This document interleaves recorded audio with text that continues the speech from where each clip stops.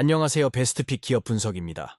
오늘은 수소연료 전지 산업과 두산 퓨얼셀 기업에 대해 아주 깊숙이 들여다보려고 합니다. 이 기술이 그냥 친환경적이다, 이 정도 수준이 아니고요. 우리 에너지 시장 전체의 판을 어떻게 바꾸고 있는지 그 핵심만 명쾌하게 짚어드리겠습니다. 자, 시작부터 아주 중요한 질문 하나 던져볼게요. 우리가 흔히 미래 에너지 하면 떠올리는 거 태양광이나 풍력이잖아요. 근데 여기에 정말 치명적인 약점이 하나 있어요. 바로 날씨가 안 좋으면 그냥 멈춰버린다는 거. 이걸 간헐성이라고 부르는데 이 문제를 해결 못하면 에너지 전환은 사실상 그냥 꿈에 불과하죠. 바로 이 딜레마를 어떻게 풀 것인가. 여기서부터 오늘 이야기를 시작해 보겠습니다. 이 거대하고 어려운 에너지 문제에 대한 가장 강력하고 또 현실적인 해답. 그게 바로 오늘 우리가 이야기할 주인공 수소연료 전지입니다. 그럼 수소연료 전지가 도대체 뭘까요? 여기 정의를 보시면 딱 한 단어만 기억하시면 돼요. 바로 직접 변환입니다. 보통 발전은 뭔가를 태워서 그 연료물을 끓이고 그 증기로 터빈을 돌리잖아요. 복잡하죠. 근데 연료 전지는 이 연소 과정을 아예 싹 건너뛰고 그냥 화학 반응만으로 바로 전기를 만들어냅니다. 그러니까 에너지 손실은 확 줄고 효율은 다른 것들과는 비교가 안 될 정도로 높아지는 거죠. 이걸 가장 쉽게 설명하는 말이 바로 이거예요. 아무것도 태우지 않는 발전소 연기도 안 나고 재도 안 나오고 오직 깨끗한 물만 나오거든요. 기존의 화력 발전소랑은 시작부터가 아예 다른 개념이라는 게 확 와닿으시죠? 자, 그럼 이 기술이 왜 미래 에너지의 판도를 바꿀 게임 체인저가 될 수밖에 없는지 그냥 장점들을 쭉 나열하는 게 아니라 기억하기 쉽게 세 가지의 막강한 슈퍼파워로 나눠서 한번 살펴보겠습니다. 첫 번째 슈퍼파워는 바로 공간의 마법입니다. 다시 말해, 땅을 어마어마하게 아낄 수 있다는 거죠. 특히 우리나라처럼 발전소를 지을 땅이 부족한 나라에서는요, 이게 기술의 성공과 실패를 가르는 정말 결정적인 요소가 됩니다. 그림을 보시면 그 차이가 그냥 한눈에 들어옵니다. 왼쪽에 있는 연료전지는요, 비가 오나 눈이 오나 상관없이 24시간 365일 내내 꾸준하게 전기를 만들 수 있어요. 이걸 바로 기저발전이라고 하죠. 근데 오른쪽의 태양광과 풍력은 축구장, 몇 개 크기의 땅을 차지하고도 해가 안 뜨거나 바람이 안 불면 그냥 멈춰버려요. 같은 면적에서 뽑아내는 전력량을 따져보면 이건 비교 자체가 무의미할 정도입니다. 두 번째 슈퍼파워는요, 착한 이웃이 될 수 있다는 점이에요. 이게 무슨 말이냐면 도심 한가운데 있어도 전혀 문제가 없다는 거죠. 보통 발전소 하면 시끄럽고 공기 나쁘다고 다들 싫어하잖아요. 근데 연료전지는 우리 집 바로 옆에 있어도 될 만큼 정말 깨끗하고 조용합니다. 구체적으로 한번 볼까요? 일단 태우는 게 없으니까 미세먼지의 주범인 질소산화물이나 황산화물 같은 게 나올 일이 거의 없고요. 소음도 조용한 도서관 수준이라 민원 들어올 걱정도 없죠. 근데 진짜 재밌는 건 지금부터예요.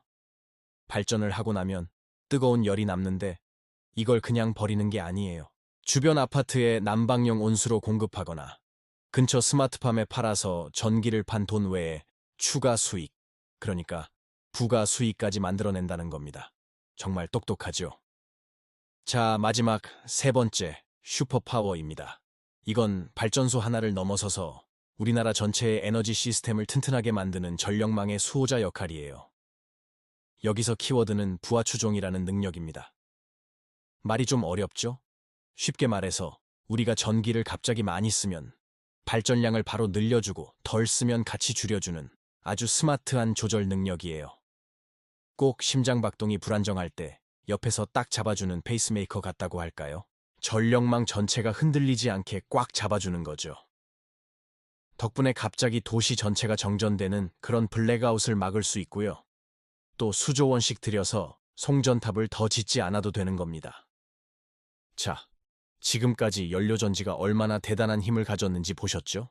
그럼 이제 그 속을 한번 들여다볼 시간입니다. 연료전지라고 해서 다 똑같은 게 아니거든요. 우리 자동차도 경차, 세단, SUV가 있는 것처럼 용도에 따라서 전혀 다른 기술들이 지금 치열하게 경쟁하고 있습니다. 수소 연료전지는 수소와 산소의 화학 반응으로 전기와 열을 만드는 아주 깨끗하고 효율적인 발전 시스템이에요. 바로 이 표에 연료전지 기술계의 4대 천왕이 다 나와 있습니다. 보시면 작동 온도나 주로 쓰이는 곳이 완전히 다르죠. PMFC처럼 낮은 온도에서 빨리 켜고 꺼야 하는 순발력이 중요한 타입은 수소차 같은 곳에 쓰이고요. MCFC나 SFC처럼 아주 뜨거운 고온에서 묵묵하게 높은 효율을 내는 지구력이 중요한 타입은 대규모 발전소에 사용됩니다. 각자 역할 분담이 확실한 셈이죠. 그럼 이 중에서 지금 당장 우리가 가장 주목해야 할 기술은 뭘까요? 바로 PAFC, 인산형 연료전지입니다. 전문가들은 이걸 완벽한 가교 기술이라고 불러요. 말 그대로 다리 역할을 한다는 건데요. 왜냐하면 지금은 우리가 흔히 쓰는 도시가스 배관을 그대로 쓰다가 나중에 미래의 수소 배관이 쫙 깔리면 연료만 싹 바꿔서 계속 쓸 수 있거든요. 그러니까 가장 현실적이면서도 경제적인 선택지인 셈이죠. PLC가 사업적으로 얼마나 매력적인지는 아주 명확합니다. 다른 것보다 가격 경쟁력이 높다는 것도 물론 중요하지만 진짜 결정적인 건 바로 이 마지막 항목이에요. 자동차로 치면 엔진에 해당하는 가장 핵심 부품, 셀스택의 수명을 무려 10년이나 보증해준다는 것. 이건 사업자 입장에서 보면 10년 동안은 고장 걱정 없이 안정적으로 돈 벌 수 있겠네 하는 확신을 주는 것과 똑같습니다. 리스크가 거의 사라지는 거죠. 자, 이제 기술 이야기는 잠시 접어두고요. 이 산업이 도대체 어떻게 돈을 버는지 그 아주 독특하면서도 안정적인 수익 구조를 한번 뜯어보겠습니다. 이 모델을 이해하시면 왜 대기업들이 이 시장에 그렇게 뛰어드는지 바로 아실 수 있을 거예요. 연료전지 사업은 크게 보면 이렇게 세 단계로 진행됩니다. 먼저 사업권을 따내고 발전소를 지어서 공급한 다음에 마지막 단계로 넘어가죠. 근데 여기서 정말 중요한 건 발전소 한번 팔고 끝 이게 아니라는 점입니다. 바로 이 숫자 10년에서 20년, 이게 뭘 의미하는 숫자일까요? 바로 한번 발전소를 팔고 나면 그 뒤로 10년에서 20년 동안 유지 보수를 책임지는 장기 계약 LTSA 기간입니다. 한번 생각해 보세요. 올해 발전소 10개 계약하고 내년에 또 10개 계약해요. 그럼 그 다음 해에는 무려 수십 개 발전소에서 나오는 유지 보수 매출이 한꺼번에 들어오는 거예요. 이렇게 계약이 매년 눈덩이처럼 차곡차곡 쌓인다고 생각해 보세요. 경기가 좋든 나쁘든 상관없이 정말 안정적인 현금이 계속 들어오는 구조가 만들어지는 겁니다. 이 비즈니스의 진짜 매력 바로 여기에 있습니다. 자, 그렇다면 이렇게 유망하고 대단한 미래 산업을 지금 현재 전 세계에서 누가 이끌고 있을까요? 그 글로벌 선두주자가 과연 어느 나라일까요? 정답을 들으시면 좀 놀라실 수도 있습니다. 바로 대한민국입니다. 이 압도적인 숫자를 한번 보세요. 전 세계 발전용 연료전지 시장의 무려 40%를 우리나라가 차지하고 있습니다. 특정 국가가 하나의 에너지 시장에서 이 정도 점유율을 갖는 건 정말 전례를 찾아보기 힘든 일입니다. 이 숫자 하나가 지금 상황을 다 말해주고 있는 거죠. 이런 엄청난 시장 지배력은 단순히 발전소를 많이 팔았다 이 정도 의미가 아니에요. 진짜 중요한 건 그 이면에 있습니다. 바로 전 세계에서 가장 방대한 양의 운영 및 유지 보수, 즉 OM 데이터를 우리가 독점하고 있다는 뜻이거든요. 어떤 부품이 언제쯤 고장나는지, 어떻게 운영해야 효율이 가장 좋은지, 바로 이 데이터가 경쟁국들이 따라올 수 없는 기술 격차를 만들고 원가를 낮추는 가장 강력한 무기가 되는 겁니다. 지금까지 살펴본 것처럼 수소 연료 전지는 단순히 전기를 만드는 기술, 그 이상입니다. 좁은 땅을 효율적으로 쓰는 방법부터 도시의 풍경, 그리고 국가 전력망의 안정성까지 모든 걸 바꾸고 있죠. 이어서 두산 퓨얼셀 기업에 대해 재무적 관점에서 살펴보겠습니다. 사상 최악의 손실을 딛고 두산 퓨얼셀이 2026년 극적인 컴백을 준비하고 있습니다. 과연 이 야심찬 계획 정말로 실현 가능한 걸까요? 오늘 그 속을 한번 제대로 파헤쳐 보겠습니다. 네, 시작부터 숫자가 좀 충격적이죠. 2025년 4분기 영업 손실이 무려 766억 원입니다. 이건 뭐 시장 예상치를 한참 뛰어넘는 어닝 쇼크 수준이었는데요. 일까요? 아니면 뭔가 더 깊은 구조적인 문제가 있는 걸까요? 그래서 오늘 우리가 던져야 할 질문은 바로 이겁니다. 이 사상 최대의 손실이 그냥 회복 불가능한 치명적인 결함 때문일까요? 아니면 더 밝은 새벽이 오기 전 가장 깊은 어둠인 걸까요? 그 실체를 한번 따져보겠습니다. 자, 그럼 어디서부터 문제가 시작됐는지 그 진단부터 해보죠. 사실 두산 퓨얼셀 내부를 가만히 들여다보면요. 이게 꼭 한 지붕 아래 두 회사가 있는 것 같은 모습이에요. 한쪽은 꽤 안정적인데 다른 한쪽에선 지금 피가 철철 나고 있는 그런 상황이죠. 이게 참 재밌는 부분인데요. 이 둘의 차이가 아주 극명하게 드러납니다. 기존의 캐시카우, 그러니까 인산형 연료전지 PFC 사업부는 원자재 가격이 그렇게 올랐는데도 흑자를 지켜냈어요. 아, 기본 체력은 튼튼하구나. 이걸 보여준 거죠. 그런데 문제는 뭐냐? 미래 먹거리로 점 찍었던 바로 이 SOFC, 고체 산화물 연료전지랑 서비스 부문에서 엄청난 손실이 터져 나온 겁니다. 좀 더 구체적으로 어디서 돈이 샜나 보면요. SOFC 사업은 뭐랄까? 시장에 처음 진입하려고 좀 낮은 가격에 수주를 한 데다가 초기 수율이 생각만큼 안 나온 거예요. 그러니 비용은 계속 늘어나고 또 서비스 부분도 예전에 만들었던 제품에서 품질 문제가 생기면서 예상치 못한 돈이 나가고 있고요. 결국 핵심은 이 두 신사업의 출혈을 어떻게 그리고 얼마나 빨리 막느냐 바로 이겁니다. 자, 이렇게 안에서는 출혈을 막는 응급처치를 하면서 동시에 두산 퓨얼셀은 훨씬 더 큰 그림을 보고 있습니다. 바로 해외 시장이죠. 이제 해외로 나가는 건 그냥 하면 좋은 것이 아니라 살아남기 위한 필수 생존 전략이 됐습니다. 아니, 왜 꼭 해외여야만 할까요? 바로 이 그래프에 답이 있습니다. 이게 단순히 고객 좀 더 늘려보자 이런 차원의 얘기가 아니에요. 곧 닥쳐올 국내 시장의 규제 절벽에서 탈출하기 위한 말 그대로 탈출고인 셈이죠. 지금 CHPS 제도 덕분에 2027년까지는 괜찮아요. 근데 2028년부터는 LNG 기반 연료전지 시장이 확 쪼그라들 수밖에 없습니다. 이 매출 절벽을 못 넘으면 사실상 미래가 없다고 봐야죠. 그래서 이 절벽을 건너기 위해서 아주 튼튼한 다리 3개를 놓고 있습니다. 첫 번째는 AI 때문에 전기가 모자라서 난리인 미국 데이터 센터 시장. 두 번째는 지금 대규모 스택 공급을 논의하고 있는 유럽. 그리고 마지막 세 번째는 이미 품질 검증까지 마친 글로벌 빅테크 기업과의 협력입니다. 이 해외 개혁들이야말로 저 매출 절벽을 메워줄 가장 중요한 카드인 셈이죠.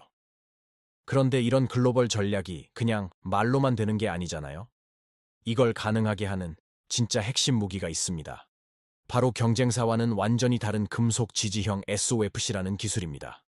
금속 지지형 SOFC 이름이 좀 어렵게 들릴 수 있는데 아주 간단합니다.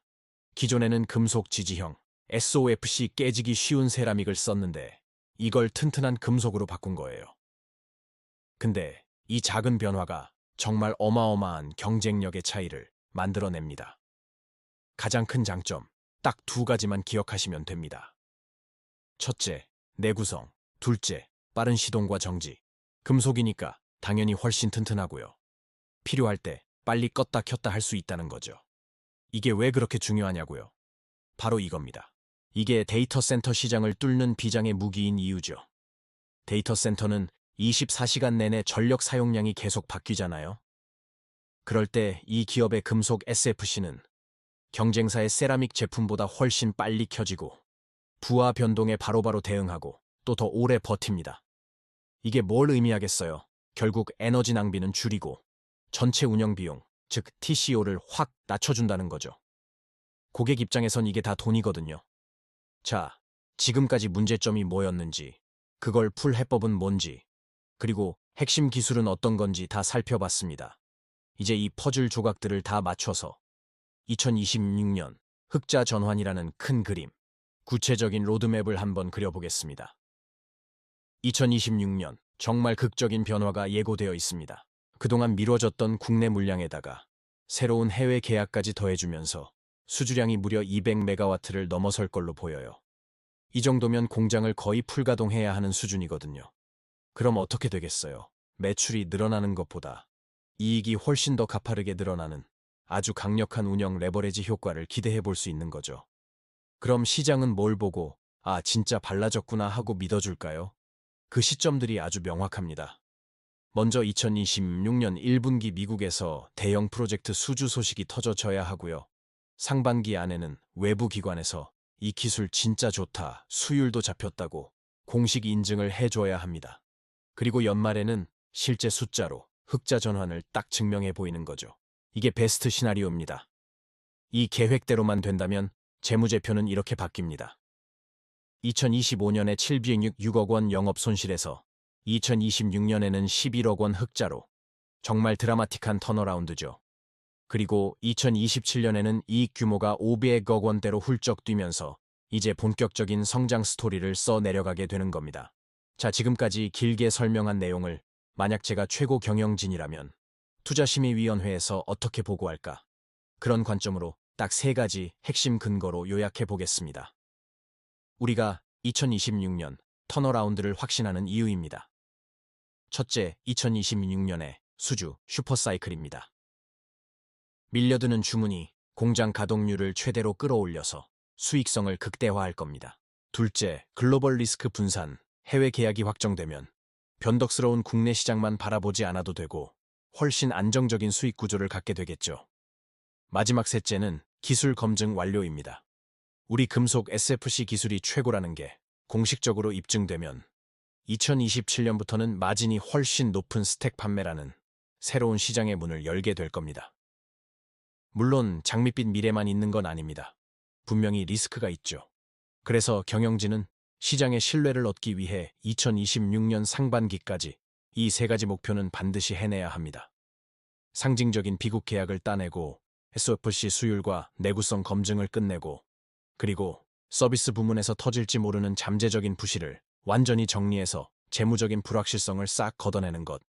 이게 지금 최우선 과제입니다. 결국 핵심은 이겁니다. 지금 주계는 2025년에 봤던 실적 쇼크 같은 안 좋은 뉴스들이 이미 많이 녹아들어가 있다는 거죠. 이제부터는 해외 수주 확정, SOFC 수열 개선 같은 눈에 보이는 긍정적인 신호, 즉 트리거가 나올 때마다 기업 가치가 한 단계씩 재평가될 가능성이 높다는 분석입니다. 전황이라는 깊은 골짜기를 지나고 있는 두산 퓨얼셀은 과연 역사상 가장 큰 위기를 가장 위대한 기회로 바꿔낼 수 있을까요? 그 답은 바로 2026년에 확인하게 될 것 같습니다. 그 다음에 신기술로 무장한 도전자들은 누가 있는지 살펴보겠습니다. 그리고 이 두 진영의 핵심 무기죠. PAFC와 SOFC 기술이 어떻게 다른지 정면으로 비교해보고요. 마지막으로 챔피언 두산의 미래 전략과 이걸 지켜보는 투자자의 관점까지 이 순서대로 쭉 짚어보겠습니다. 자, 첫 번째 챕터입니다. 연료전지 시장의 왕자. 과연 지금 두산의 지배력 어느 정도일까요? 국내 발전용 연료전지 시장을 딱 놓고 보면요. 와, 두산 퓨어셀이 차지하는 비중이 거의 절반, 50%에 달합니다. 말 그대로 시장의 반을 꽉 쥐고 왕자를 정말 굳건하게 지키고 있는 거죠. 그럼 두산 퓨얼셀은 대체 뭘로 이렇게 성공했을까요? 그 비결이 바로 이 PAFC, 인산형 연료전지 기술입니다. 이게 뭐냐면 비교적 낮은 온도에서 작동하고 또 수십 년 동안 운영되면서 데이터가 엄청나게 쌓였거든요. 그래서 안정성이나 신뢰성만큼은 정말 따라올 자가 없죠. 그리고 그냥 전기만 만드는 게 아니라 난방에 바로 쓸 수 있는 아주 질 좋은 열까지 같이 만들어내니까 정말 검증된 시스템이라고 할 수 있습니다. 두 번째, 신기술을 앞선 도전자들입니다. 뭐 영원한 왕은 없다고 하잖아요. 시장의 판을 바꾸려는 경쟁자들을 한번 만나보겠습니다. 경쟁 구도를 한번 볼까요? 가장 강력한 라이벌은 단연 SK 에코플랜트입니다. 미국의 블룸에너지라는 회사의 SOFC 기술을 가져와서 고효율 발전 시장을 막 파고들고 있어요. 범한 퓨얼셀이라는 곳도 있는데 여기는 작고 빠르게 켤 수 있는 PMFC 기술로 잠수함이나 선박 같은 좀 다른 시장을 보고 있고요. 그러니까 결국 두산의 주력 시장을 직접적으로 위협하는 기술은 바로 이 SOFC라는 거죠. 세 번째 챕터입니다. 기술 대격돌 PFC 대 SOSC. 이제 본격적으로 효율성 전쟁의 서막. 이 두 기술이 뭐가 다른지 정면으로 한번 비교해 보겠습니다. 여기서 제가 질문 하나 던져볼게요. 다른 건 다 빼고 순수하게 전기를 만들어내는 능력, 즉 발전 효율만 딱 놓고 보면 과연 어떤 기술이 이길까요? 정답은 뭐 너무 명확합니다. 그래프를 한번 보세요. SOFC의 발전 효율은 60%를 훌쩍 넘어가는데 PFC는 42% 수준에 머물러 있어요. 이게 무슨 말이냐? 똑같은 양의 연료를 썼을 때 순수하게 전기를 뽑아내는 능력만 보면 이건 뭐 SOFC의 압도적인 승리입니다. 그런데 말이죠. 이게 끝이 아니에요. 여기서 이야기가 끝났으면 너무 간단하겠죠. 우리가 아직 생각하지 못한 아주 중요한 변수가 하나 딱 숨어 있습니다. 바로 여기에 반전이 있습니다. 전기 효율만 보면 SOFC가 이기는 게 맞아요. 근데요, 전기를 만들고 남은 열까지 활용하는 종합 효율로 보면 이야기가 완전히 달라집니다. SOFC는 너무 뜨거운 고온에서 작동해서 남은 열을 쓰기가 좀 까다롭거든요. 반면에 PAFC는 지역 난방에 쓰기 딱 좋은 한 200도 정도의 고품질 열을 뱉어내요. 이 열을 난방에 쓰면 종합 효율이 무려 90%까지 치솟습니다. 전기와 난방 둘 다 필요한 우리나라 같은 시장에서는 PAFC가 독보적인 이유가 바로 여기에 있는 겁니다. 자, 네 번째, 두산의 미래성상 전략입니다. 이런 도전자들 앞에서 챔피언은 과연 어떻게 방역에 나서고 있을까요? 두산의 전략은 딱 두 가지, 투 트랙으로 요약할 수 있어요. 첫째, SOFC. 전기 효율이 좋다고? 그럼 우리도 직접 개발해서 약점을 없애겠다, 이거고요. 둘째, 국내 시장은 좁다. 아시아, 오세아니아로 영토를 확장하겠다. 이겁니다. 그리고 이 계획은 그냥 말이 아니라 이미 현실이 되고 있어요. 미국 하이엑시엄이라는 회사랑 계약해서 아시아 태평양 사업권을 따냈고요. 더 중요한 건 2025년에 새로운 공장이 돌아가기 시작한다는 겁니다. 여기서 기존 SOFC의 단점을 보완한 저온형 SOFC를 직접 만들면서 기술 경쟁에서 절대 밀리지 않겠다는 의지를 확실히 보여주고 있는 거죠. 자, 드디어 마지막입니다. 투자자를 위한 핵심 포인트, 이 치열한 싸움 속에서 우리는 도대체 뭘 눈여겨봐야 할까요? 먼저 두산이 가진 아주 강력한 해자, 그러니까 방어벽부터 보죠. 수십 년간 쌓인 운영 데이터가 보장하는 신뢰성, 이건 정말 무시 못하고요.